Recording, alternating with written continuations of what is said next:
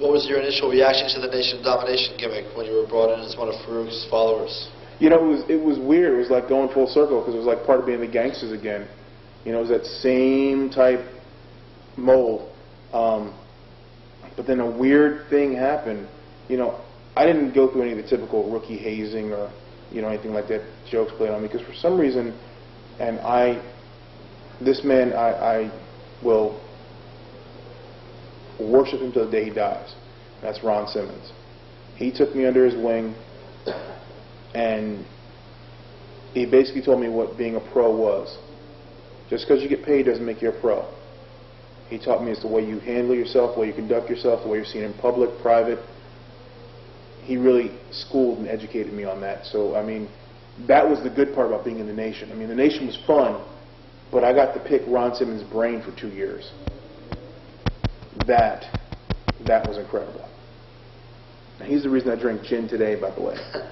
Damn you, Ron. What about Savio Vega? Funny son of a bitch. Funny story about Savio Vega. First time I really around him, we were in Youngstown, Ohio, and there was a young guy named B.J. Payne who eventually became a wrestler, worked out for Jim Cornette out in OVW. But at the time, he had a radio show called The House of Pain. So he's asked us to come up there and cut liners for his show. You know how it is, D'Lo Brown from the WWF, and you listen to The House of Pain. Nothing big. So he finally goes to Savio Vega. He goes, Savio, can you say this? So Savio goes, yes. This is Savio Vega from the WWF, and you're listening to The House of Spain. And he goes, it's pain. He goes, okay, I'll do it again. You listen to The House of Spain. He goes, pain. He goes, that's what I said. Spain. So, needless to say, Savio was just messing with the kid. But I knew at that moment Savio was a practical joker, and he's one of the guys that I liked being around, and had tremendous time with him after that. So yeah, it was funny to watch him just rib and be a practical joker. What about Crush? Funny guy. And I got these great stories everywhere I go. We're in Durban, South Africa. We're in a stadium. There's 80,000 people there, okay? Now, the thing about South Africa is they're allowed to carry guns legally. So, like, as you walk through the door, you know, you'll see a big sign there that says, you know, check your coat, check your hat, check your gun. To them, it's no big deal. So here we are, this Nation gimmick, and we're in South Africa, newly freed South Africa. So Farouk doesn't want to cut a promo because he knows he doesn't want a red light popping on his chest, something like that. So he goes like this, get in line. You know, our lined up Nation. He goes, Crush, tell him. And Crush cut the most nondescript promo I've ever heard in my life. His exact words were this: brother, when I get you in the ring, oh, brother. And then handed the mic back. So he said nothing about nobody about nothing.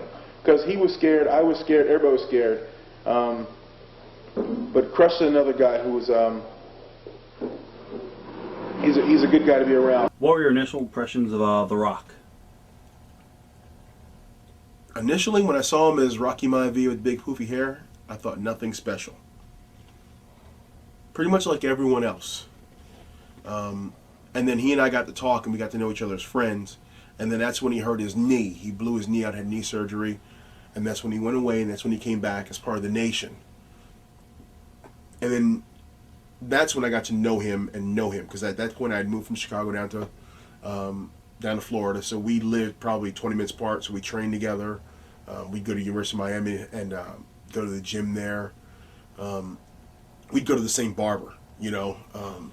So I really got to know him, and I really got to see the inner workings of his mind. And at that point, before anyone else knew The Rock was going to elevate up, I got the sense that here's a guy who was willing to take risks. He was taking everything in. And you could see it. If you go back and look at some of his early promos when he first came to the Nation, you see he's trying things. And then the next week, the things that worked, he would try, he would do again. The things that didn't work, he would X off. And you could see him just fine-tuning. It was like tuning a radio in.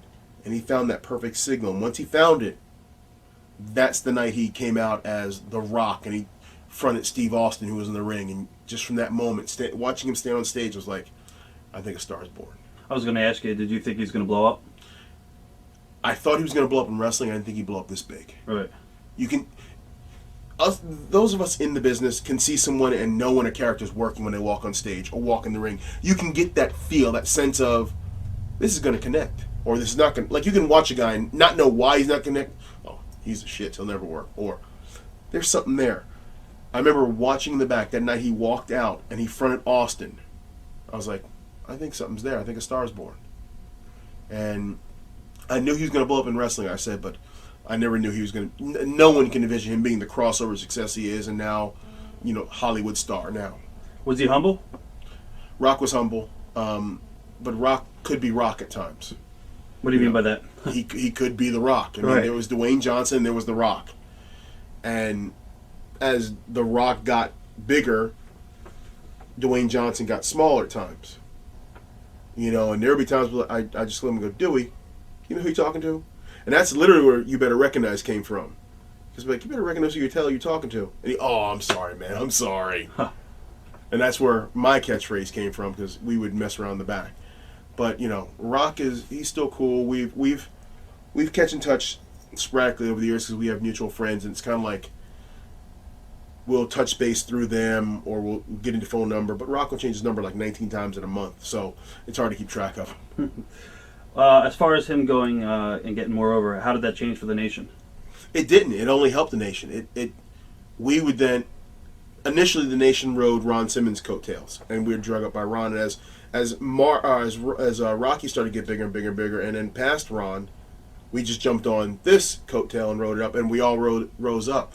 I mean, D'Lo the character wouldn't have been anything without the interaction of The Rock, or with the interaction of Ron Simmons. So, as far as it did for the nation, it just put us on the show more, because we had to do run-ins in his matches, and we were in focal points of the show. I was very happy about it. Was there any tension ever between The Rock and Ron Simmons?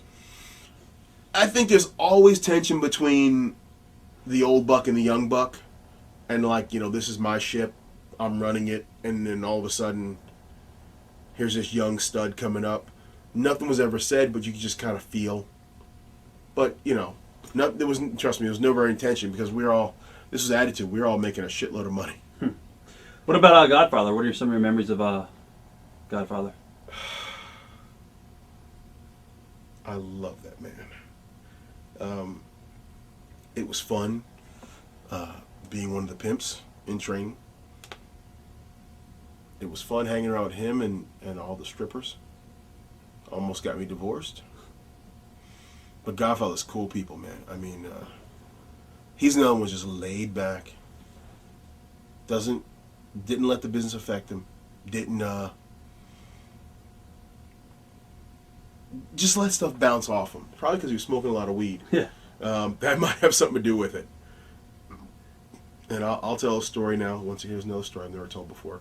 We're in Buffalo, New York. We have to do a house show in Toronto. So we fly into Buffalo. We'd always do like Toronto, then the next night come back and do Buffalo, and then go on. And you flew into Buffalo. It was easy to drive across customs and fly in. So we get there, we go to the gym. Now you always have to leave to go to Buffalo about 4 o'clock. Leave Buffalo, go to Toronto about 4 o'clock, because it's about 2 hours up. You gotta get there about an hour for the showtime. So we get to the gym early. It's probably about 1 o'clock. Godfather goes, man, I got some great chronic. You want some? Huh. So, okay. You bow to peer pressure. I take a little hit. Knocked off my ass. I go, all right, Pop, I'm going to take a nap. Just come get me before we go. I remember Papa waking me up at like 4 o'clock. He goes, all right, ready to go. And I was like, Papa, I can't drive. You mind driving? He goes, okay. The next thing I remember is sitting back on my bed. It's 2 o'clock in the morning. So literally, whatever he gave me, I lost the drive to Toronto. I lost going through customs. I lost the match. I lost the drive coming back. That's crazy. And I remember sitting in front of my TV on my bed, and I'm looking up, and it's like Sports Center, and I'm going, oh, man. That is the last time I'll ever do anything with Godfather. I don't. He laughed at me the next day. He's like, yeah, yeah. Oh boy, I swear to God, I don't remember who I wrestled. I don't remember what I said to the customs agents.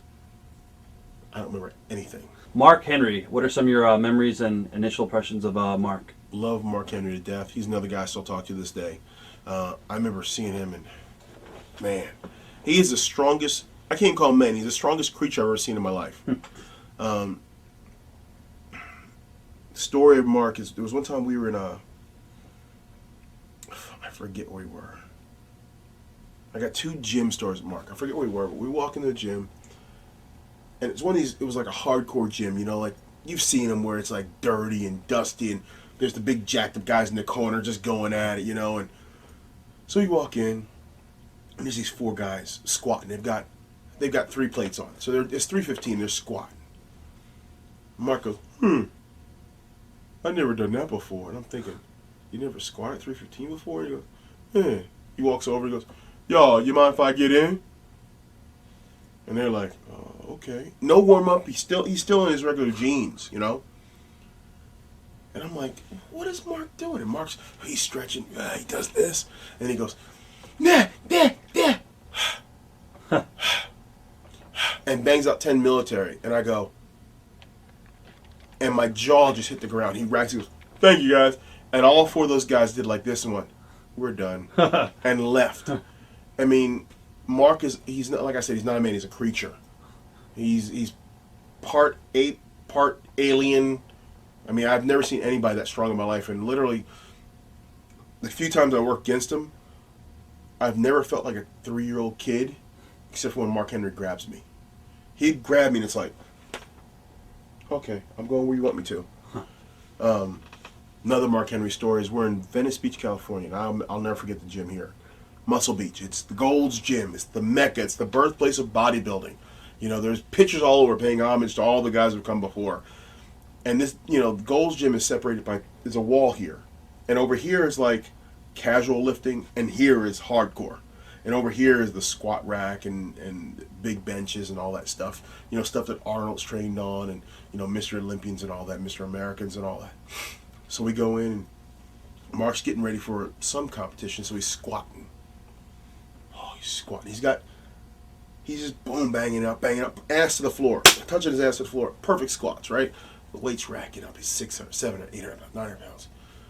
He's finally got the bar. It's just 45 pounds packed out to the end. You can't put any more weight on the bar. All 45-pound plates. Yeah! And the entire gym at this point has stopped working out, and they're looking at Mark, which never happens in the Venice gym. No one cares about each other. So they're all looking. Mark down. Boom! Ah! Boom! He's done it. Everyone's waiting to explode. They're like this. So Mark hooks one side. Boom! And misses the other rack here. Boom! And dumps all this weight. So everyone went, ah! Fuck him. But still, I mean, it was just feats of strength. I mean, we were at Hershey, Pennsylvania one time. And this is really early. Like, you could do your match, and then you could leave to go in the next town, because we would drive 300 miles. So, like, we were in Allentown, or Hershey, and maybe we'd have to drive to Cleveland or something. So we do our match. Boom, boom, boom, boom, boom, boom. It's me and Mark driving. We get out, we shower, get out to the car, and we're parked here, and there's a car parked here right behind us. And Mark goes, hey, whose car is this? He's looking at the security. He goes, I don't know. He goes, you got some keys for this? Huh. No. And I'm like, ah. Mark was like, you ain't got no damn key, go check. So the guy goes in, can't find it, comes back out, I don't know. Mark goes, all right, hold on. Huh. And I go, he walks over to the freaking bumper of this thing and shimmies it over and moved it probably 3 feet this way. All right, let's go. And I'm standing there going, huh. Did y'all just,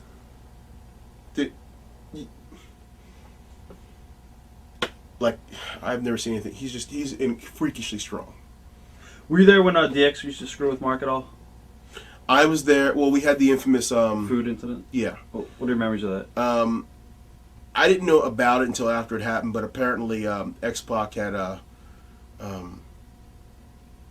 done something to Mark's sandwich. I'm not sure on what he did. I've heard the legend, the lore, that he might have left a little present in it. They really messed with Mark because Mark signed a real big deal and hadn't done anything. You know, and it's like, in wrestling, it's like if you get something too easy, everybody else gets mad at you. So I think they really got on him. They didn't need to. I think they tried to break him to get him to quit, but Mark's smarter than a lot of people think. Which, in that incident, X-Pac led to the infamous DX parody of the Nation, in which X-Pac played Mark Henry, and he talked about the sandwich, and he goes, smells like shit. So... Are you surprised, I guess there was never a feud between you and The Rock after you guys went your separate ways?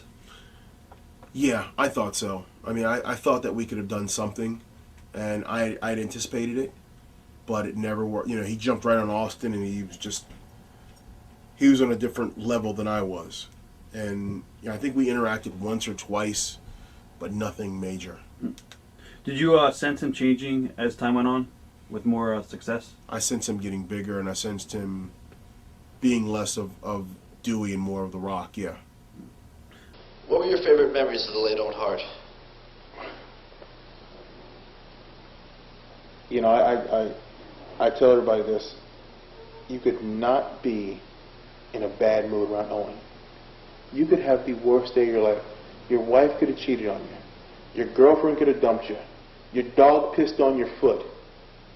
You come to the arena with a sad face, Owen would find some way within 5 minutes to make you laugh.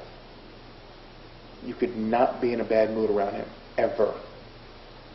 And, you know, that's one of the fondest things. If I could ever take one thing from one person, I wish I had that ability to make everyone enjoy the moment they were in.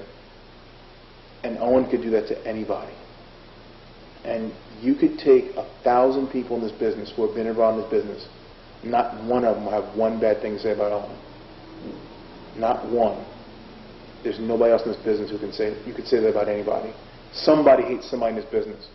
No one hated Owen. No one disliked Owen. He just had the ability to be everybody's friend. And that's, you know, that innate ability is one of the fondest things I have about him. Just, he's always been, everyone could be his friend, and he could make anyone feel good at any time. Were you there when it happened? Yes, I was there in Kansas City. Yeah. You know, you kick yourself afterwards because it was pay-per-view day, and Mark Henry and I were wrestling Kane and X-Pac, and I think I can't remember if we were the second or third match. I can't remember if we were second or third match, and then Owen was like the fifth match, I believe. And don't quote me on numbers of matches, I'm trying to remember. But on a pay-per-view day, you get real caught up in what you're doing.